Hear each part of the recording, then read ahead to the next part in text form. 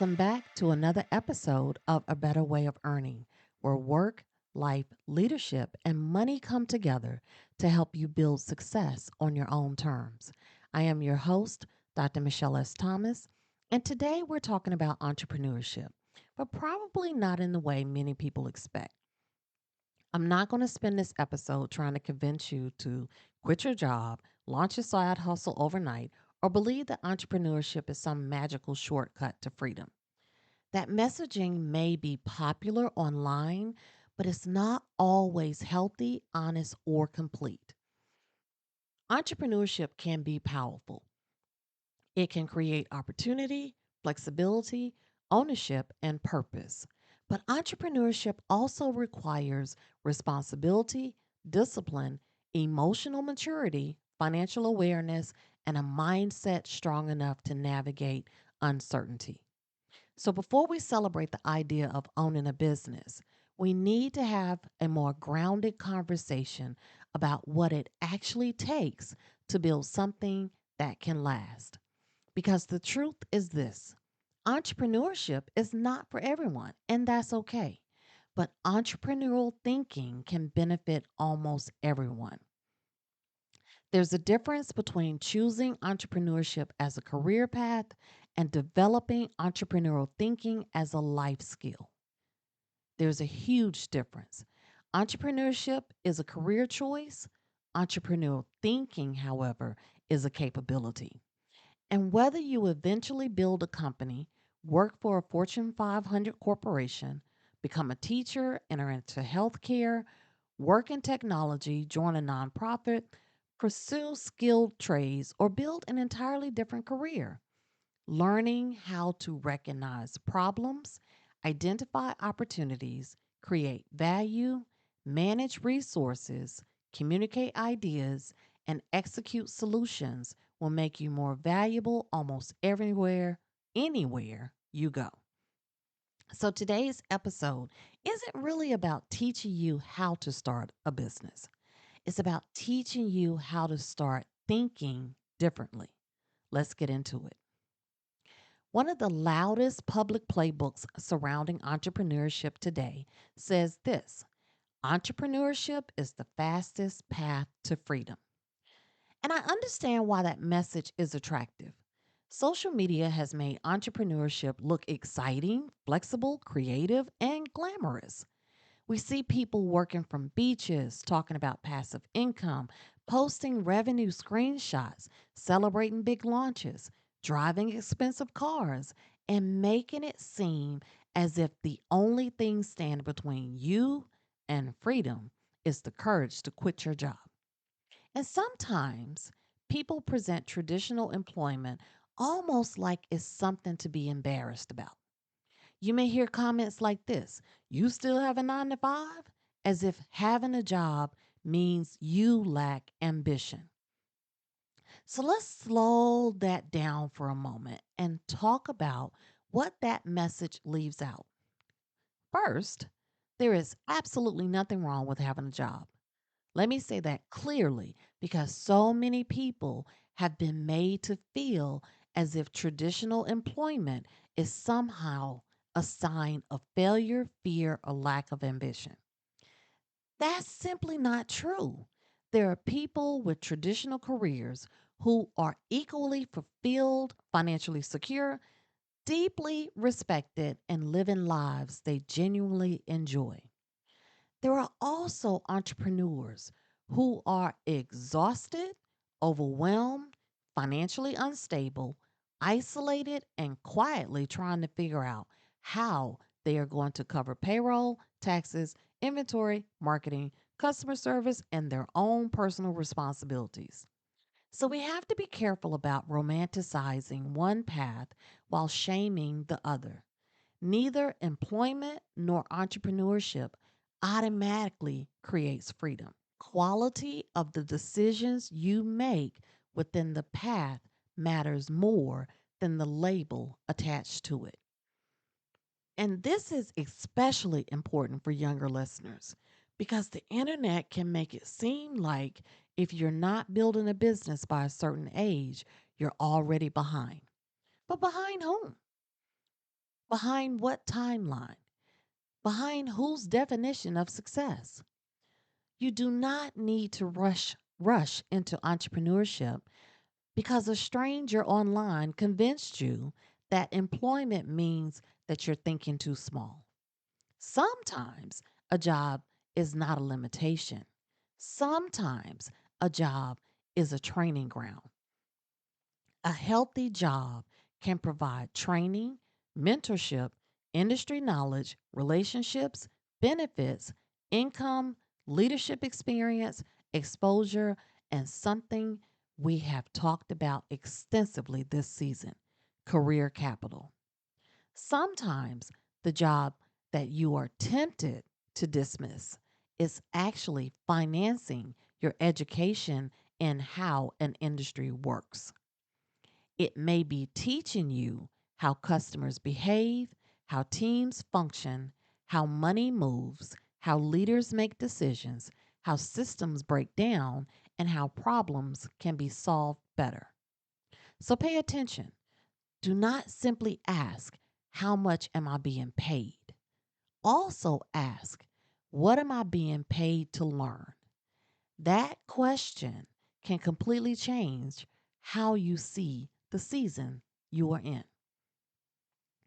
Now that we've challenged the public playbook, let's name one of the biggest success blockers that shows up around entrepreneurship today: the highlight reel hustle. The highlight reel hustle happens when we fall in love with the visible rewards of entrepreneurship without understanding the invisible responsibilities required to create them. It is the moment when the lifestyle becomes more attractive than the learning. The title becomes more exciting than the responsibility. And the image of being a business owner starts to overshadow the actual work of building a business. We want the freedom, but we may not understand the discipline. We want the revenue, but we may not understand cash flow. We want customers, but we may not understand sales. We want followers, but we may not understand marketing. We want employees, but we may not understand leadership. And many times, we want to become the CEO without realizing that CEO does not mean Chief Everything is Awesome Officer. Sometimes it feels more like Chief Everything is My Responsibility Officer. And I say that with love because if you've ever owned, managed, launched, or led anything, you know exactly what I mean. Entrepreneurship can be amazing. It can also be incredibly demanding.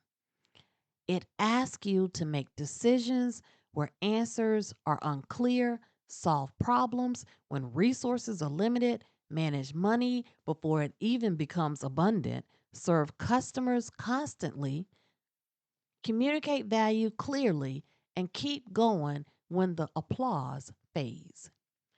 That's why I want us to take a healthier approach. The goal is not to scare anyone from entrepreneurship. The goal is to help people enter into it with their eyes open, their mindsets prepared, their support systems honest, and their foundation strong. So before you fall in love with the title, learn the business. Before you chase the image, build the capacity. Before you announce the dream, understand the responsibility. Because entrepreneurship is not just about starting something, it's about becoming mature enough, skilled enough, and grounded enough to sustain what you start.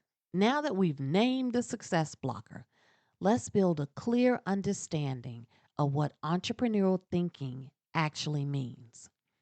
When I use the phrase entrepreneurial mindset, I'm not talking about a logo, a website, or a LLC, or even a social media page. I'm talking about a way of seeing the world. The entrepreneurial mindset is the ability to recognize needs, identify opportunities, create solutions, and take responsible actions to produce value. I want you to notice that definition carefully because I did not say own a business. You can demonstrate entrepreneurial thinking as an employee, as a student, as a leader, as a parent, as a volunteer, or as someone who simply refuses to ignore problems that could be solved better. One of the biggest mistakes I see new entrepreneurs making is starting with the question, what can I sell? Now, there's nothing wrong with wanting to create something people will buy. A business absolutely does need revenue. But if we begin with the selling before we understand the problem, we may end up building something that looks very impressive but does not actually serve anyone well. The healthier question is, what problem can I solve? Businesses exist because someone needs something. Someone is experiencing friction, frustration, delay, confusion, inconvenience, exclusion, or an unmet need. And a builder decides there has to be a better way. And if you've listened to this show for any amount of time, you know why that phrase means so much to me. Ascent did not begin because I woke up one morning and thought, I want to build a technology company. The roots of Ascent came from years of seeing real problems inside of hiring and workforce development. Talented people being overlooked, professionals struggling to articulate what they actually can do, employers relying on systems that did not always reveal the best candidates, non traditional experience being undervalued, and the bias entering decisions before skills could ever be evaluated. That is a completely different foundation for building. When you begin with a problem instead of simply beginning with a product, you are more likely to create something useful, sustainable, and connected to real value. Now, here's a simple formula you can use whether you're building a business, improving a process at work, or evaluating an idea before you invest too much time, money, or emotion into it. Problem: what is not working? Person: who is experiencing the problem? Possibility: what could improve their experience? Proof: how do you know your solution actually works? Value: why would someone invest time, attention, or money in it?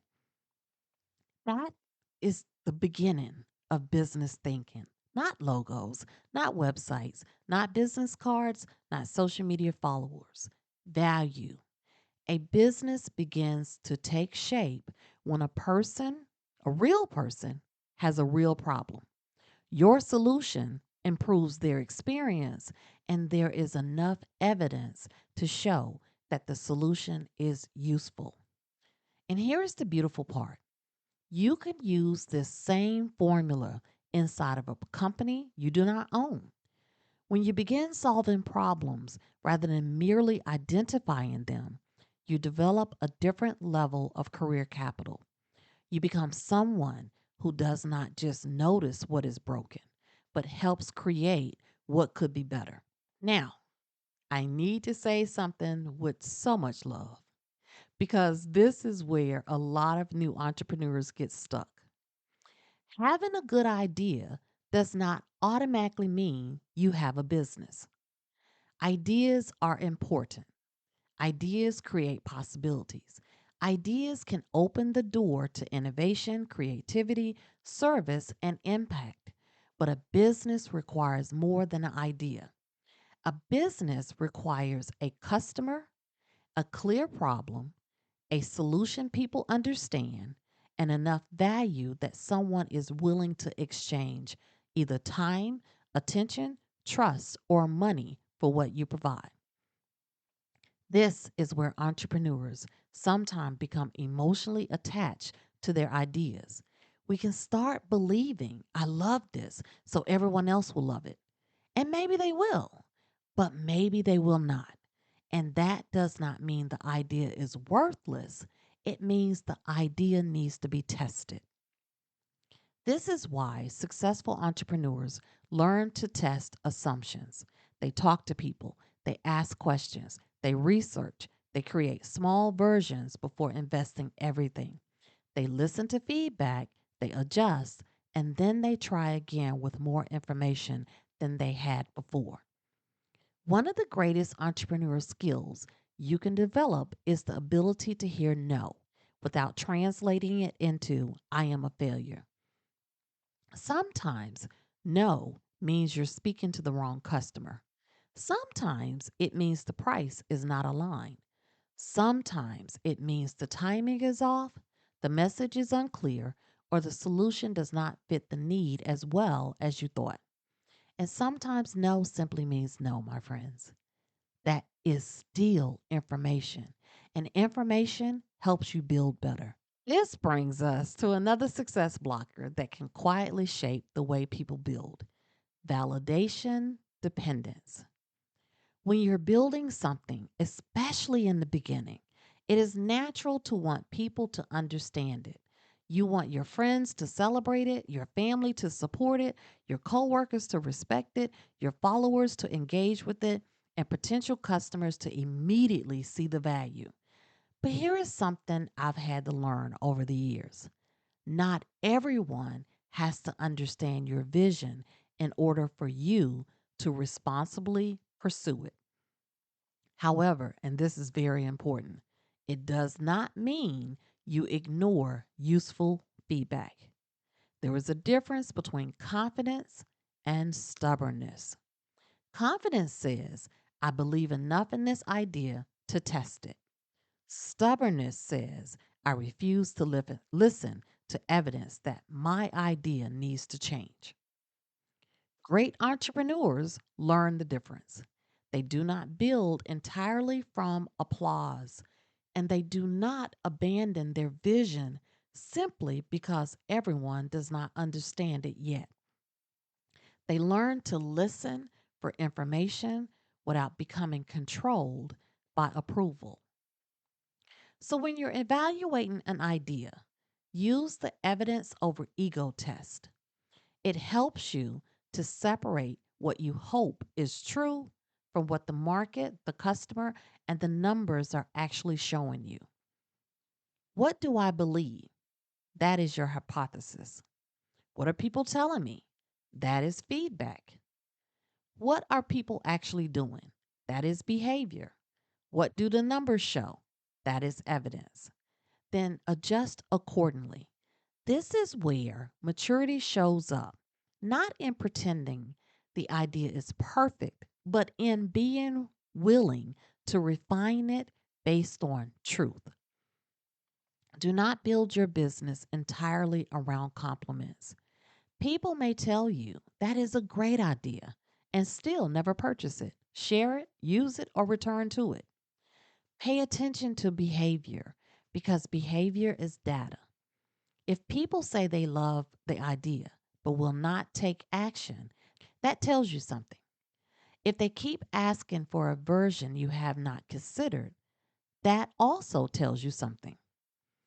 Evidence does not exist to embarrass you, evidence exists to guide you. And when you learn to choose evidence over ego, you give your idea a better chance to become something useful, sustainable, and real. Now, let's go somewhere that makes a lot of people uncomfortable, especially people who are considering entrepreneurship. We have to talk about sales. For many people, the word sales immediately brings up pressure, manipulation, cold calls, awkward pitches, or the feeling that someone is trying to convince you to buy something that you actually do not need. That is not healthy sales. That is bad selling. Healthy sales is different. Healthy sales is helping someone determine whether the value you provide can solve a problem they actually have. That means sales is not just about persuasion. At its best, sales is service, communication, listening, clarity, and trust. And even if you never become an entrepreneur, you are already using sales skills in everyday professional life. In an interview, you're communicating your value. When you propose an idea at work, you are selling the idea. When you ask for a promotion, you are demonstrating why your contribution matters. When you recruit people to support your project, you are helping them to understand the vision. So, no, sales is not a dirty word. Sales becomes unhealthy when it disconnects from truth, pressure replaces trust, and the goal becomes closing the deal instead of serving the person. When sales is rooted in integrity, it becomes one of the most valuable skills a builder can develop. But before you try selling anything, use what I call the value conversation. This framework keeps the conversation centered on service instead of pressure. V, verify the need. Do not assume the problem. Ask thoughtful questions and make sure you understand what the person actually needs. A, ask and listen. Give the person room to explain their experience, concerns, priorities, and expectations before you present a solution. L, link the solution.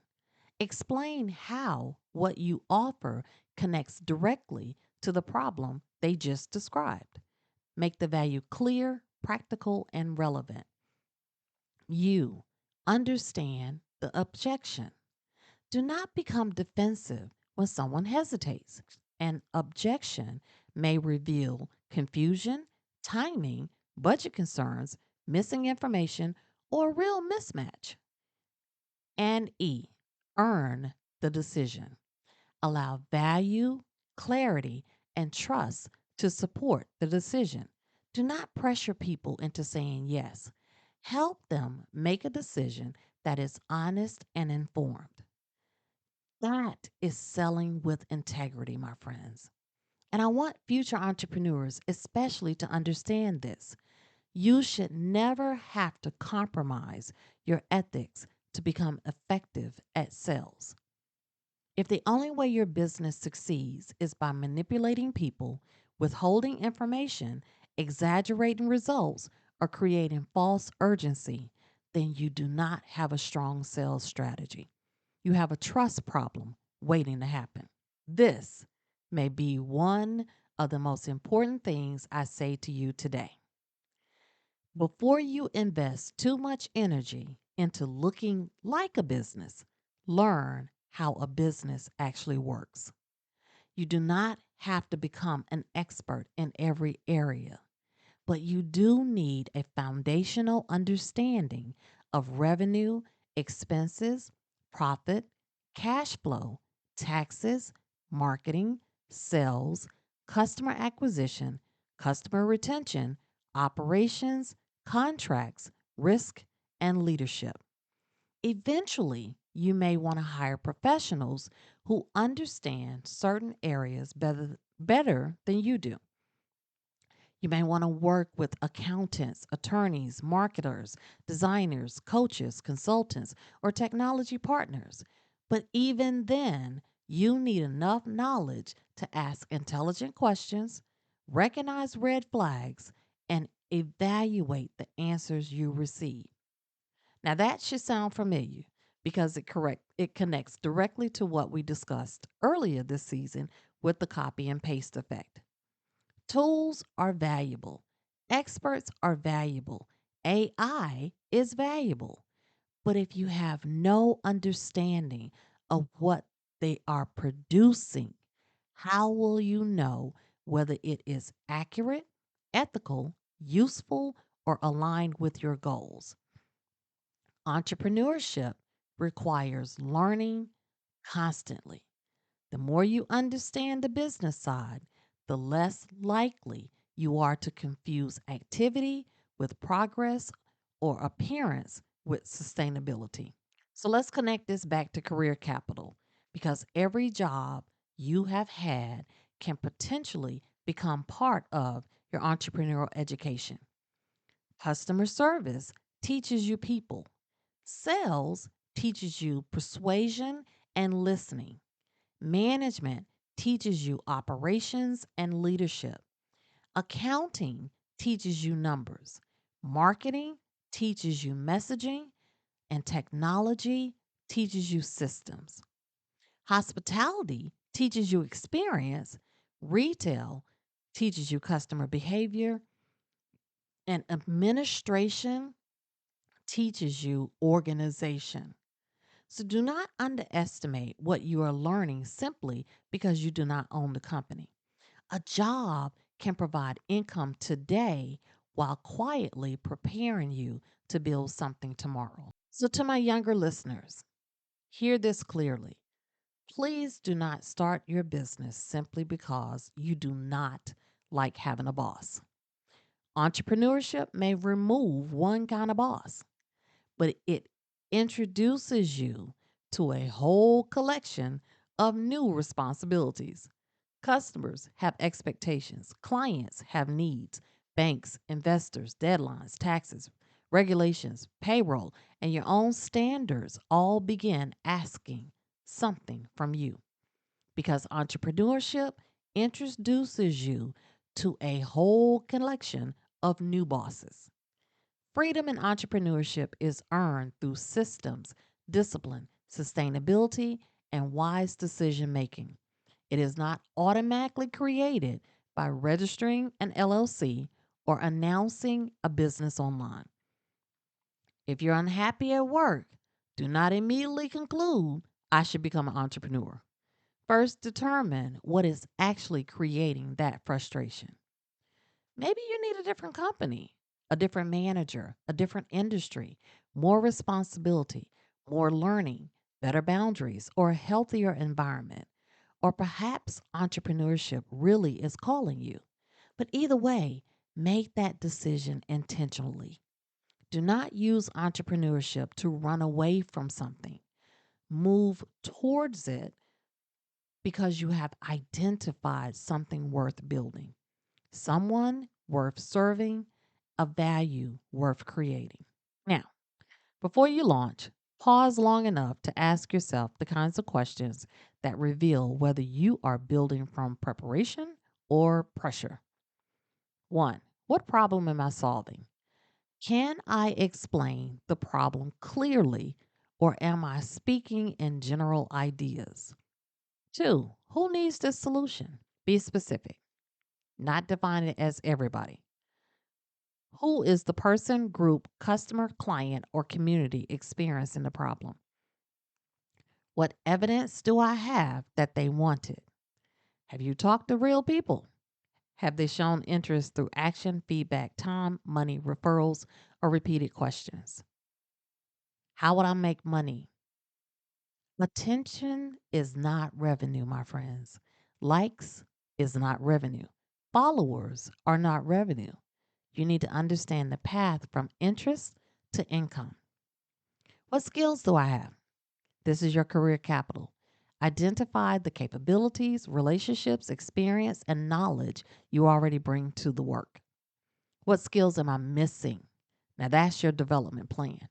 Be honest about what you still need to learn before the stakes get higher. What resource will I need? Think honestly about money, technology, people, training, systems, time, and support. A dream without resources may need a stronger plan before it becomes a responsible launch. What am I willing to risk? Every opportunity requires some level of risk, but healthy entrepreneurship requires understanding the difference between wise risk and reckless risk. And perhaps most importantly, ask yourself, what am I not willing to sacrifice? Your health, your family, your integrity, your financial stability, your peace, your values. Know those answers before success begins testing them. Readiness does not always mean you have everything figured out. It means you are honest enough to count the cost prepare the responsibility, and build from wisdom instead of pressure. Now, maybe you've been listening to all of this and thinking, okay, Doc, this sounds great, but I don't want to own a business. And you know what? That's perfectly fine. Everybody does not have to become an entrepreneur. You don't have to start a company, create an LLC, build a brand, or even have a side hustle just because everyone on social media has one.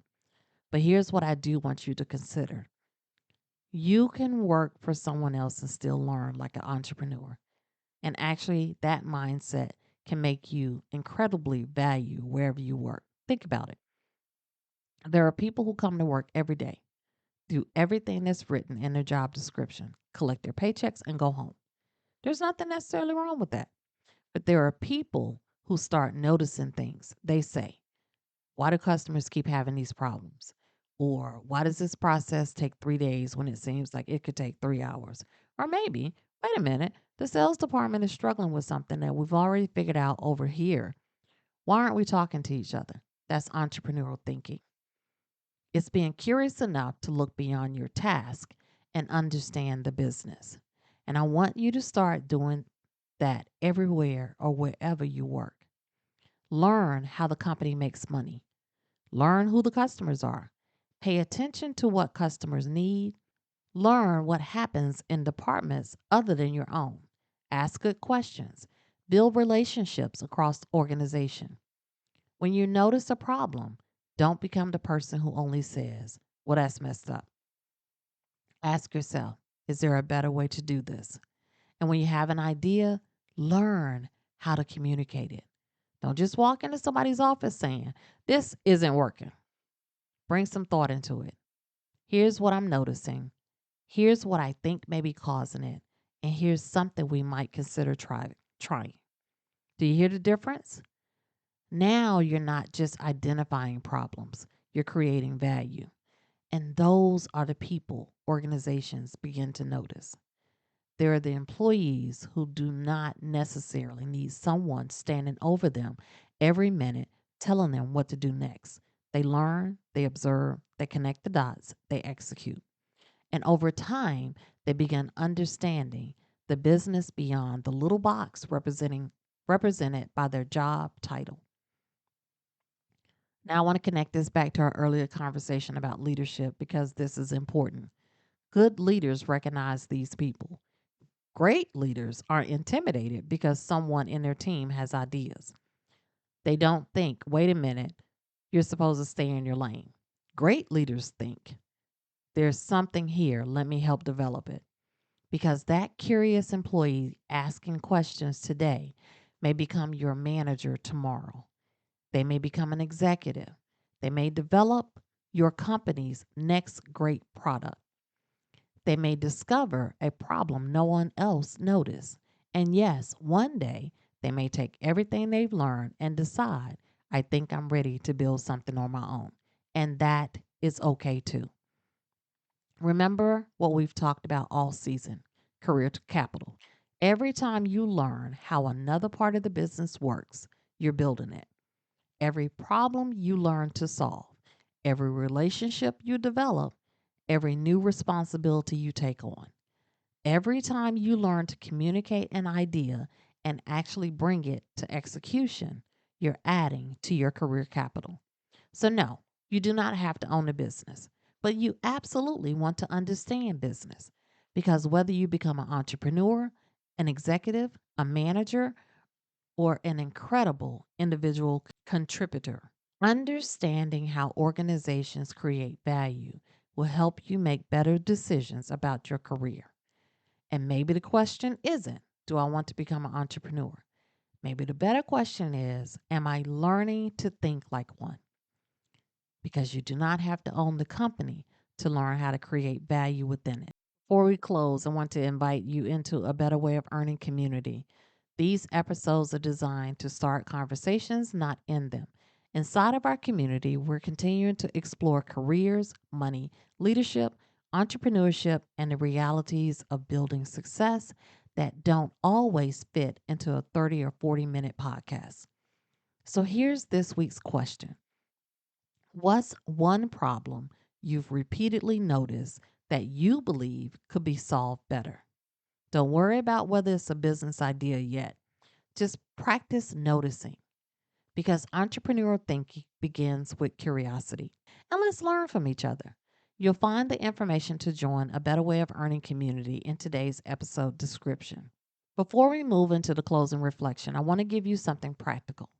Because if we are going to talk about healthier pathways into entrepreneurship, we cannot leave people with inspiration alone. We need reflection, we need preparation, we need exercises that help us slow down long enough to build from wisdom instead of pressure. One, the why I am really starting check. Before launching anything, pause and ask yourself, am I building this because I see a real problem or because I feel pressure to prove something? Am I pursuing this from purpose or from frustration, comparison, boredom, or exhaustion? Your reason for starting will eventually affect how you handle the pressure of continuing. Two, the problem first journal. For 1 week, write down problems you notice in everyday life, work, school, your community, or online. Ask, what keeps frustrating people? What do people keep asking for help with? What process, service, or experience can be better? Entrepreneurial thinking begins with noticing. Before you ask, what can I sell?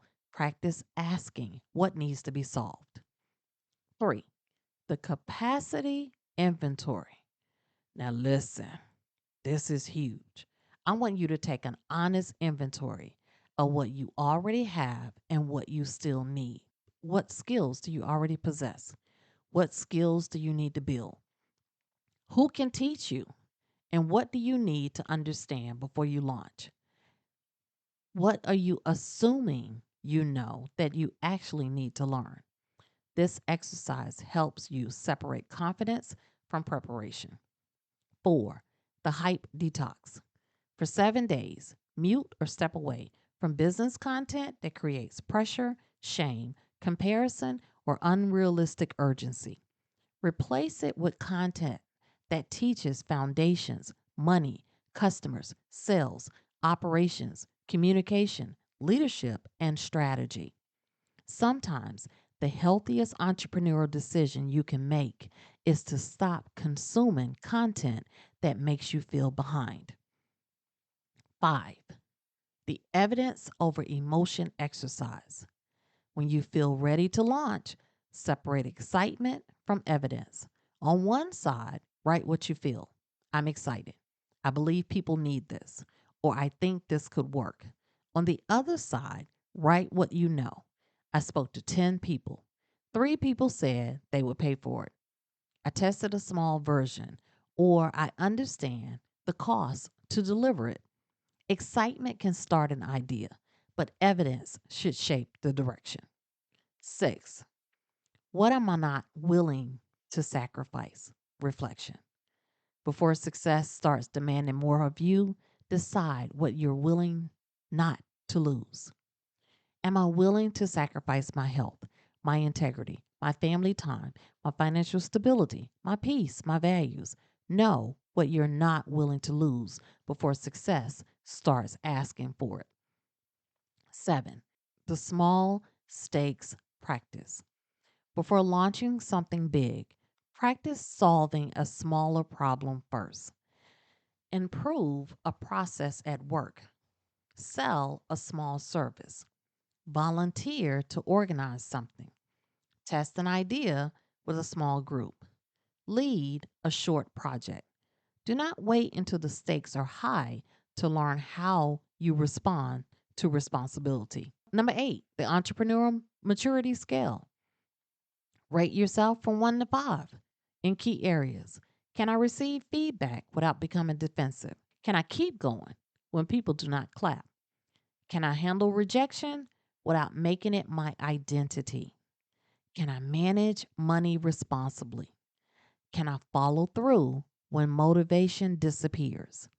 Can I ask for help before things fall apart? This is not about shame. This is about awareness.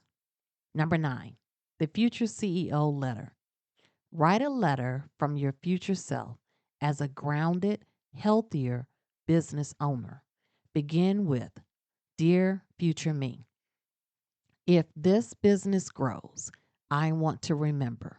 Include your values, boundaries, leadership commitments, and the kind of success you do not want to chase. Do not just imagine what your business will look like. Imagine who you want to become while building it. And number 10, the Build Before You Brand Challenge. For 30 days, shift your focus away from looking like a business and towards understanding how to build one.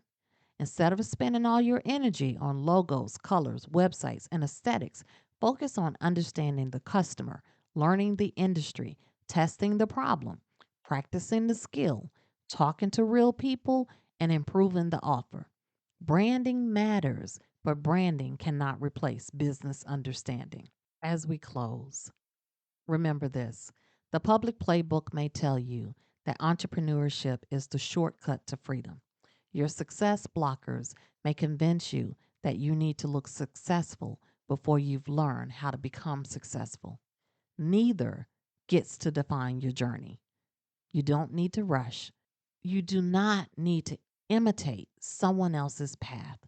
And you certainly don't need to quit a perfectly good opportunity because someone on social media convinced you that having a job means that you're thinking too small. Learn where you are, build your career capital, pay attention to problems, develop solutions, create value, and when opportunity meets preparation, you'll be ready. Keep learning, keep growing, and keep building a life that reflects your values, your goals, and your definition of success. Thank you for joining me for another episode of A Better Way of Earning, because success isn't about following someone else's path, it's about building one that works for you. A Better Way of Earning is where work, life, and money come together, helping you build success on your own terms.